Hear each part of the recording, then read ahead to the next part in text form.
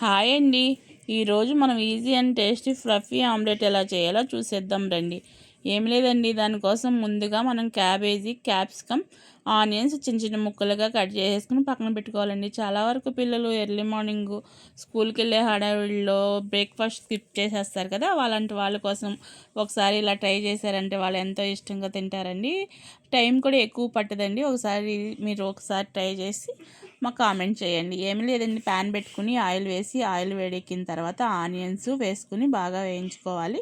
Onions కొద్దిగా వేగిన తర్వాత క్యాబేజీ కూడా వేసేసుకుని ఒకదాని తర్వాత ఒకటి ఆనియన్స్, క్యాబేజీ, క్యాప్సికమ్ వేసేసుకోవాలి. కొద్దిగా సాల్ట్ కూడా వేసుకోవాలండి. వేసుకుని మనం సాల్ట్ వేయడం వల్ల ఈజీగా మగ్గిపోతుంది. పచ్చిమిరపకాయలు కూడా వేసుకోవాలి. నేను మర్చిపోయి లాస్ట్లో వేసాను చూడండి. తర్వాత ఒక 4 ఎగ్స్ తీసుకుని ఒక బౌల్లో వాటిని పగలగొట్టి బాగా బీట్ చేసుకోవాలి. పసుపు, సాల్ట్ వేసి మన వెజిటేబుల్స్లో కూడా సాల్ట్ వేసాం కానీ చూసుకుని వేసుకోండి. కొత్తిమీర, కరివేపాకు కూడా వేయాలండి. నేను వేసాను, షూట్ చేయలేదు. మీరు చూసుకుని వేసుకోండి ఒకసారి. అంతేనండి, అంతా కలుపుకుని చిన్న చిన్న ఆమ్లెట్లుగా వేస్తే సరిపోతుంది. మన వీడియో నచ్చితే లైక్, షేర్ అండ్ సబ్స్క్రైబ్ చేయండి. Bye bye.